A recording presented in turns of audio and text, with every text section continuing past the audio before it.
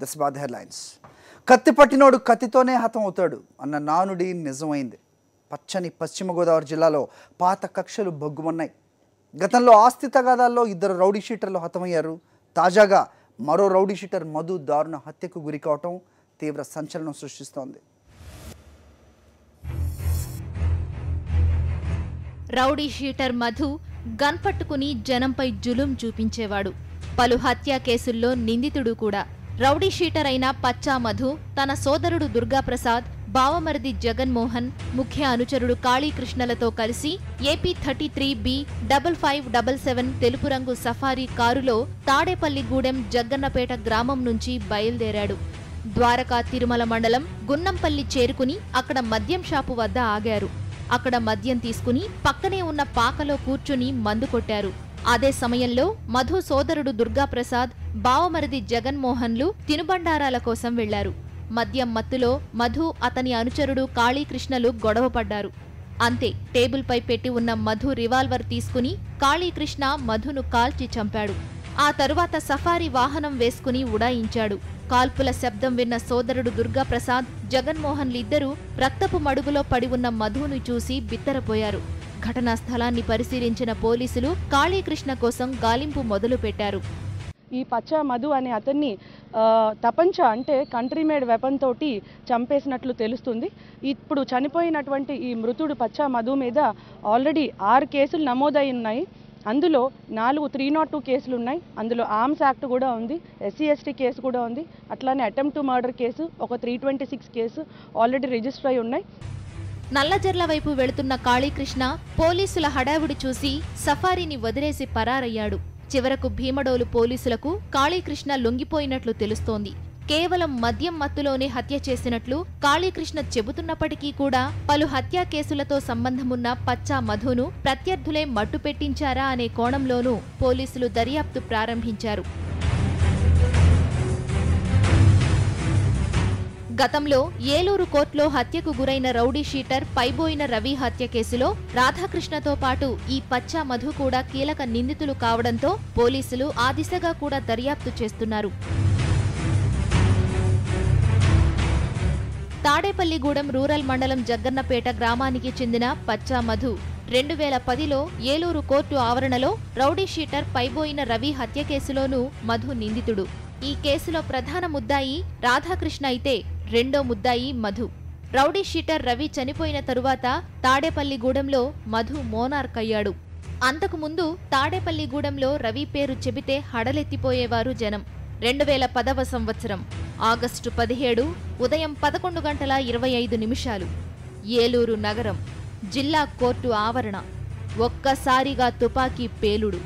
నిందితులు, న్యాయవాదులు, జడ్జిలతో హడావిడిగా ఉండే జిల్లా కోర్టు ఆవరణలో అందరూ చూస్తుండగానే పట్టపగలు గన్ పేలింది. రవి స్కార్పియో వాహనంలో డ్రైవింగ్ సీట్లో కూర్చోగానే దుండగుడు స్కార్పియో వాహనం డోర్ తీసి అతి సమీపం నుంచి 9mm పిస్టల్తో కాల్పులు జరిపారు. రౌడీ షీటర్ పైబోయిన రవి ప్రాణాలు ఒక్క బుల్లెట్ దెబ్బకే గాల్లో కలిసిపోయాయి. 2 రోజుల ముందే రవిని ఆగస్టు 15న 16వ తేదీన హత్య చెయ్యాలని నిందితులు భావించినా వీలు పడకపోవడంతో 17వ తేదీన ఏలూరు కోర్టు ఆవరణలోనే ఒక్క రౌండ్ కాల్పుల ద్వారా హత్య చేసి పని పూర్తి కానిచ్చారు. రవిని హత్య చేయడానికి ఆస్తి తగాదాలతో పాటు పాత కక్షలు కూడా కారణమని తేలింది. రవిని హత్య చేయడానికి రౌడీ షీటర్లు రాధాకృష్ణ, పచ్చా మధులతో పాటు తాడేపల్లిగూడెంకు చెందిన రవి పెదనాన్న కొడుకులైన పైబోయిన రఘు, పైబోయిన రమేష్లు సూత్రధారులని పోలీసుల విచారణలో వెల్లడైంది. పైబోయిన రఘు, పైబోయిన రమేష్లు రవితో 10 ఏళ్ల పరిచయం ఉన్న దొంగ రాధాకృష్ణను గాలంలో వేసుకుని 20 లక్షల రూపాయలు ముట్టజెప్పి రవిని హత్య చేయించారు. ఈ హత్య కుట్రలో మధు కూడా పాల్గొన్నట్లు పోలీసుల దర్యాప్తులో వెల్లడైంది. మళ్లీ సేమ్ టు సేమ్ రిపీట్ అయింది. సినిమా పక్కీలో మధు ముఖ్య అనుచరుడు కాళీకృష్ణ చేతిలో రౌడీ షీటర్ మధు ప్రాణాలు వదిలాడు. పచ్చని పశ్చిమలో పెరుగుతున్న గన్ కల్చర్, రౌడీ షీటర్ల ఆధిపత్య పోరు పోలీసు శాఖకు సవాల్గా మారుతోంది. వరుస హత్యలు ప్రజలను భయాందోళనలకు గురిచేస్తున్నాయి. సాక్షి న్యూస్, ఏలూరు. ఏలూరులోనో ప్రైవేట్ పాఠశాలలో బుల్లెట్ల కలకలం రేపింది. ఓ విద్యార్థి మరో విద్యార్థికి ఇస్తుండగా ఈ ఘటన వెలుగులోకి వచ్చింది. సిఆర్ఆర్ పబ్లిక్ స్కూల్లో 6th క్లాస్ చదువుతున్న శ్యామ్ తన తోటి విద్యార్థులకు బుల్లెట్లను ఇస్తుండగా క్లాస్ టీచర్ గమనించింది. తరగతి గదిలో జరుగుతున్న ఈ తంతును చూసి టీచర్ షాక్కు గురైంది. బుల్లెట్స్ను స్వాధీనం చేసుకుని ప్రిన్సిపల్కు సమాచారం అందించింది. ఈ విషయం మీడియా ప్రశ్నించగా అభ్యాదేం లేదని పాఠశాల యాజమాన్యం బుకాయించింది. విషయం తెలుసుకున్న ఏలూరు డీఎస్పీ సరిత తమ సిబ్బందిని స్కూల్కు పంపించి విద్యార్థి తండ్రి ఏఆర్ కానిస్టేబుల్ కావడంతో ఈ కోణంలో పోలీసులు దర్యాప్తు చేస్తున్నారు. పచ్చని పశ్చిమలో వరుసగా ఈ గన్ కల్చర్ సంబంధించిన నేరాలు పెరగటం, విద్యార్థులు చదువుకునే స్కూల్లో ఈ విధంగా జరగడంపై అందరూ ఉలిక్కి పడ్డారు.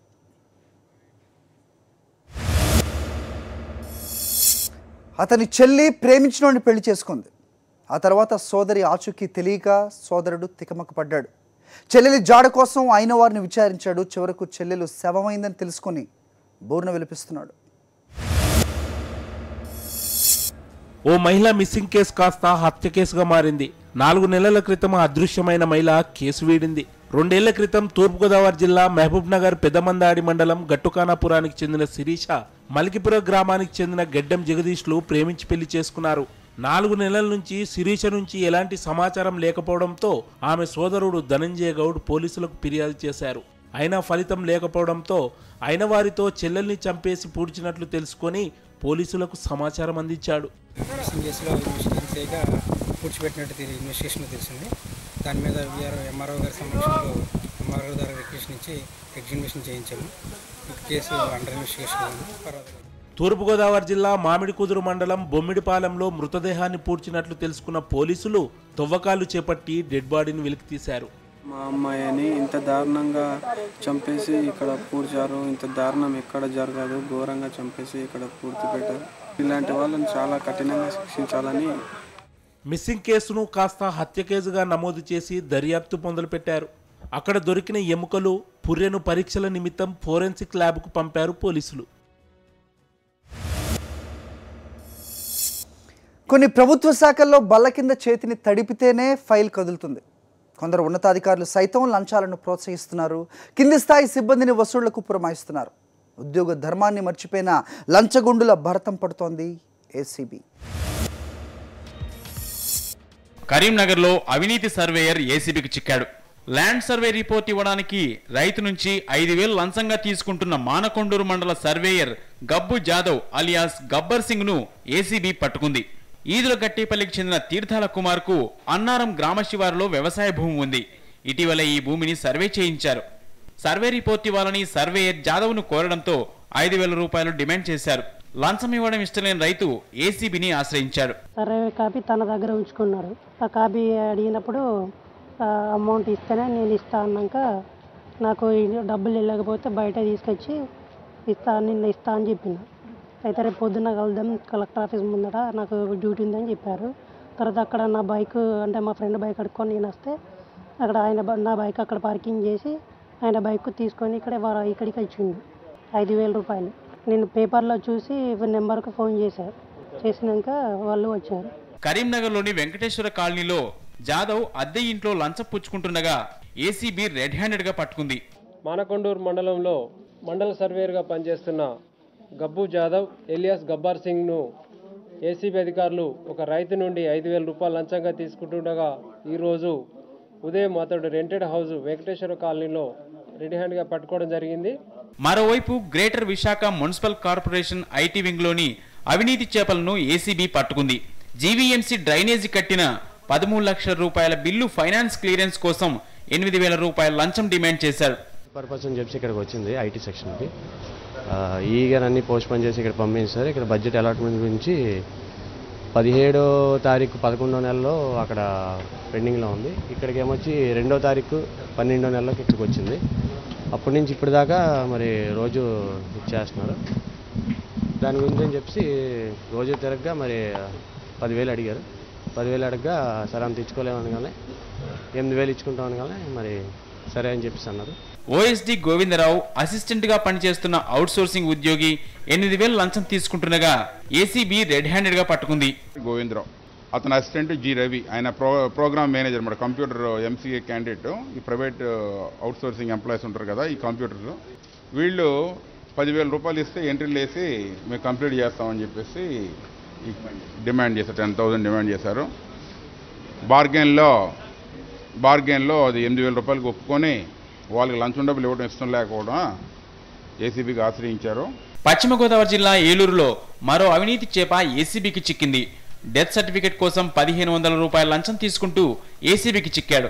నిడమర్రు మండలం తోకలపల్లికి చెందిన దీవనమ్మ ఏలూరు ఆసుపత్రిలో చికిత్స పొందుతూ మృతి చెందింది. తల్లి మరణ ధృవీకరణ పత్రం కోసం వెళ్లిన ఆమె కొడుకు రత్నకుమార్ను మెడికల్ రికార్డు అసిస్టెంట్ కృష్ణ లంచం డిమాండ్ చేశాడు. దీంతో ఆయన ఏసీబీని ఆశ్రయించాడు. B1, B2 ఫామ్స్ అంటారు వాటిని. ఆ సర్టిఫికేట్స్ కోసం అతని హాస్పిటల్కి రావడం జరిగింది. డాక్టర్ ప్రవీణ్ కుమార్ ఆయన కూడా కలవడం జరిగింది. అయితే ఇక్కడ మెడికల్ రికార్డ్ అసిస్టెంట్గా పనిచేస్తున్నటువంటి కృష్ణ అనే అతను డాక్టర్ గారు సంతకం పెట్టినా సరే ఇక్కడ సర్టిఫికేట్ ఇవ్వాలంటే 1,500 రూపాయలు లంచం ఇస్తే తప్ప ఇస్తానని చెప్పి లేకపోతే ఇవ్వనని చెప్పడం జరిగింది.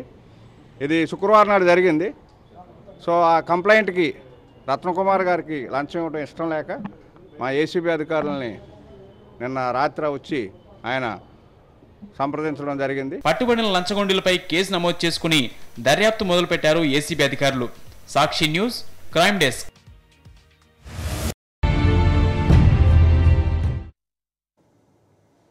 Back to crime reporter.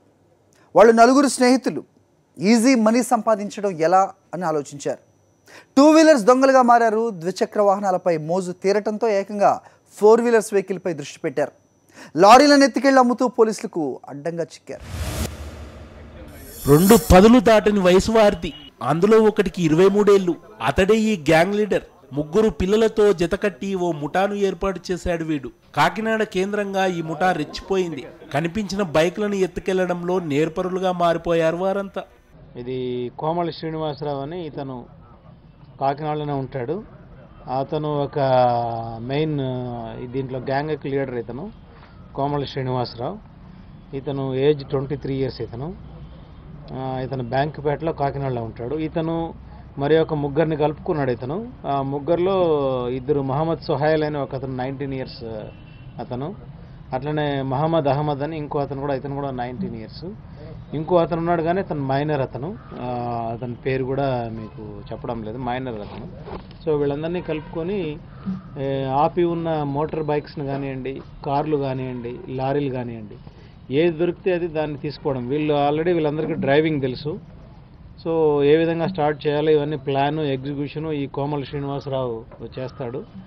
ఈ ముఠా స్కెచ్ వేసిందంటే వాహనం ఏదైనా మాయం కావాల్సిందే. కాకినాడలో కొట్టేసిన వాహనాలు గుంటూరులో విక్రయించేవారు.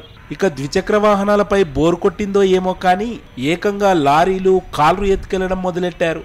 కాకినాడ టౌన్లో 2 లారీలను దొంగతనం చేయడం జరిగింది. ఒక లారీ పోర్ట్ పిఎస్ దగ్గర, పోర్ట్ పిఎస్ లిమిట్స్లో ఒకటి డైరీ ఫార్మ్ సెంటర్ దగ్గర తీసుకెళ్లారు. తర్వాత 2వ లారీ ఇంద్రపాలెం పోలీస్ స్టేషన్ లిమిట్స్లో దొంగతనం చేయడం జరిగింది.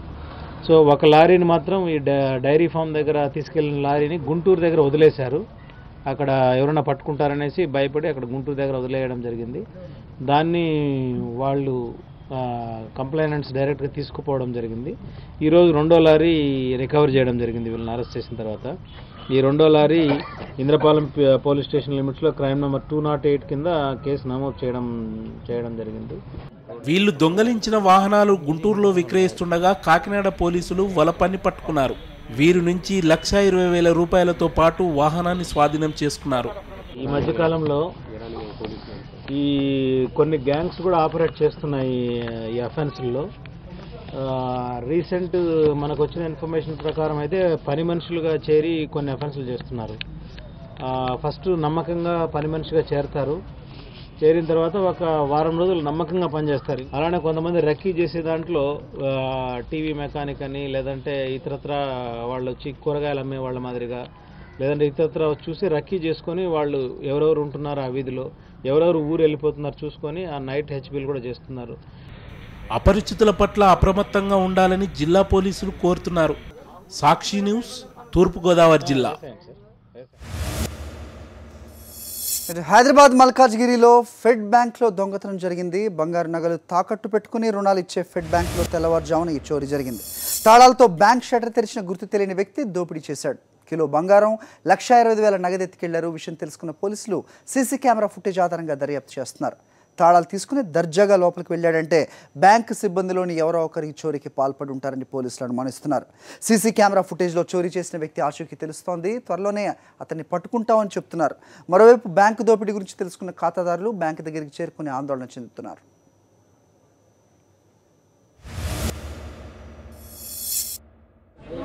లోపలికి వచ్చిన వ్యక్తి క్లియర్గా మనకు కనిపిస్తున్నారు. సీసీటీవీ ఫుటేజ్లో కూడా కనిపిస్తున్నారు. ఆయన వచ్చి 5 గంటలకి ఎంట్రీ అయ్యారు. లోపలికి ఓపెన్ చేసి వెళ్ళి చోరీ చేసిన తర్వాత మళ్ళీ లాక్ చేసి బయట ఉన్నటువంటి డోర్ పైన చిల్లీ పౌడర్ మొత్తం స్ప్రే చేసి వెళ్ళిపోయారు. లాక్ బ్రేక్ అనేది కాలేదు. సో మనకు క్లూస్ ఉన్నాయి, వర్కౌట్ చేసినాము. ఇంకొచ్చినటువంటి సిబ్బందిలో ఒక 3 ఉన్నారు, వాళ్ళని విచారిస్తున్నాము. ఇప్పుడు అది ఇన్సైడర్ చేశారా, బయట నుంచి ఎవరైనా వచ్చి చేశారా అనేది ఇంకా మనము వెరిఫికేషన్లో తెలుస్తుంది. ఎంక్వైరీ చేస్తున్నాము, చేసిన తర్వాత చెప్తాం. ఆస్తి కోసం ఓ మహిళను అయిన వాళ్లే దారుణంగా హతమార్చారు. మహబూబ్ నగర్ జిల్లా దేవరకద్రేలో ఈ ఘటన జరిగింది. బోల్గం దేవమ్మ భర్త 10 ఏళ్ల కిందట మృతి చెందాడు. ఆమెకు కొడుకు, కూతురు ఉన్నారు. కూతురికి పెళ్లి చేసింది, కొడుకుతో పాటు జీవనం సాగిస్తోంది. ఏమైందేమో కానీ దేవమ్మ మృతదేహం పంట పొలాల్లో లభించింది. ఆస్తి తగవులో అక్కను హతమార్చాయని మృతురాలి సోదరుడు అంటున్నాడు.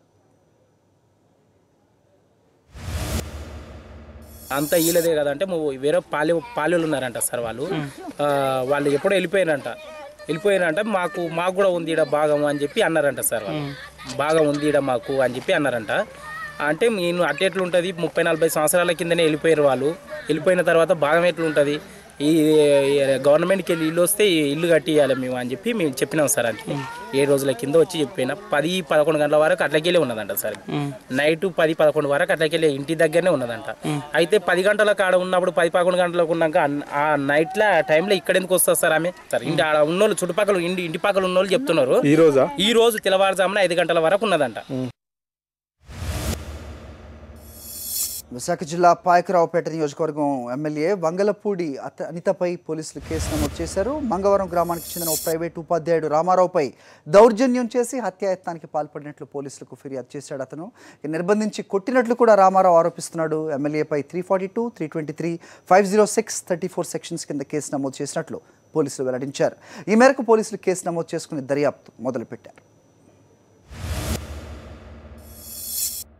ఎమ్మెల్యే గారు ఆఫీస్ని తీసుకెళ్ళి నన్ను గదిలో నిర్బంధించి వారు నన్ను కొట్టడం జరిగింది.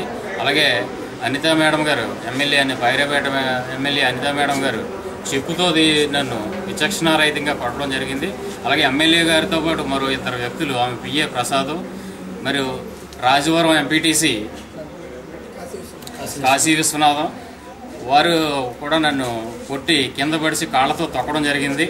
ఈ రకంగా నేను చంపుతాను, ఈ విషయం బయటికి తెలిస్తే అని బెదిరించడం కూడా జరిగింది. స్కూల్లోని కంప్యూటర్స్కు నిప్పు పెట్టారు దుండగులు. విశాఖ జిల్లా మాడుగుల మండలం వీరనారాయణ గ్రామంలో ఈ ఘటన జరిగింది. రాత్రి హైస్కూల్లోకి చొరపడిన దుండగులు కంప్యూటర్స్ను, జనరేటర్ను స్కూల్ ఆవరణలోకి తీసుకొచ్చి కాల్చి బూడిద చేశారు. వీటి విలువ సుమారు 7 లక్షల రూపాయలు ఉంటుందని ప్రధాన ఉపాధ్యాయుడు చెప్తున్నారు. పోలీసులు కేసు నమోదు చేసుకుని దుండగుల ఆచూకీ కోసం గాలిస్తున్నారు. మా పాఠశాలలో ఎవరో గుర్తు తెలియని వ్యక్తులు కొంతమంది వచ్చేసి 10 కంప్యూటర్సు, 2 సిపిఈలు, ఒక ప్రింటరు, ఒక జనరేటర్ అండి, ఇంచుమించు 6-7 లక్షల వాల్యూకి ఆస్తిని వాళ్ళు అవన్నీ కూడా తీసుకొచ్చి ఏం చేస్తారంటే దగ్గర పోగులో పోసి మంట పెట్టేశారు. పాఠశాలకు 10 మానిటర్లు, 2 సిపిఈలు, ఒక ప్రింటరు, ఒక జనరేటర్ ఎవరో అల్లరి మొక్కలు కాల్చారనేసి దానిపై మేము వచ్చి క్రైమ్ సీన్ అంతా అబ్జర్వ్ చేసాం. నిందితులను త్వరలోనే పట్టుకుని పూర్తి వివరాలు వెల్లడిస్తాం.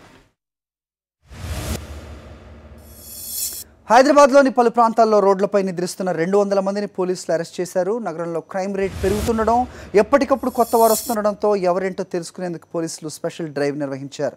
ఇందులో భాగంగా సికింద్రాబాద్, నారాయణగూడ, నాంపల్లి, సైఫాబాద్ ప్రాంతాల్లో తనిఖీలు నిర్వహించి రోడ్లపై నిద్రిస్తున్న సుమారు 200 మందిని అదుపులోకి తీసుకుని వారి ఫోటోలు, వేలి ముద్రలు తీసుకున్నారు. ప్రస్తుతం వారి వివరాలపై ఆరా తీస్తున్నారు. అయితే ఈ 200 మందిలో ఎక్కువ మంది వైట్నర్ సేవించే వాళ్ళని పోలీసులు అంటున్నారు. అయితే కొంతమంది తమకేం తెలియదని రోడ్డుపై పడుకుని ఉంటే పోలీసులు తీసుకొచ్చారని చెప్తున్నారు.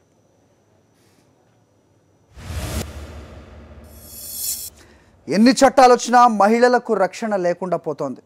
కొందరు మగోళ్లు పశువుల్లా ప్రవర్తిస్తున్నారు. ప్రకాశం జిల్లాలో ఆకతాయిల ఆగడాలతో మహిళలు ఆందోళన చెందుతున్నారు. ఏకంగా లైంగిక దాడులకు దిగడంతో ఏ క్షణం ఏం జరుగుతుందోనన్న భయంతో బయటికి రావడానికే భయపడుతున్నారు.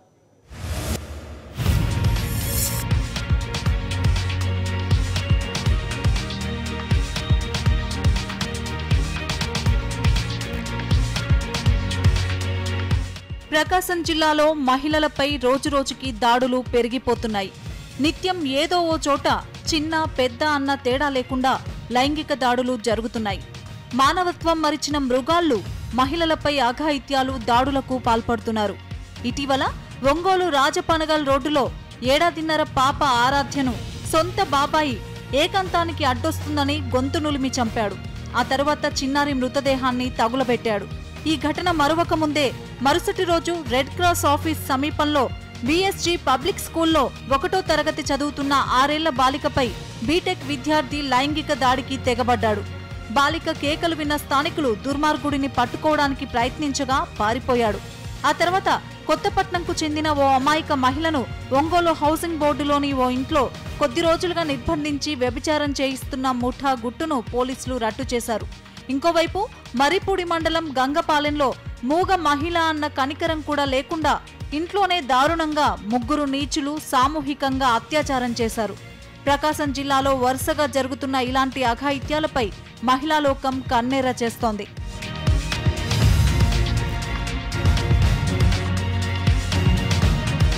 మృగాళ్లా ప్రవర్తిస్తున్న కామాంధులపై కఠిన చర్యలు తీసుకోవాలని డిమాండ్ చేస్తున్నారు.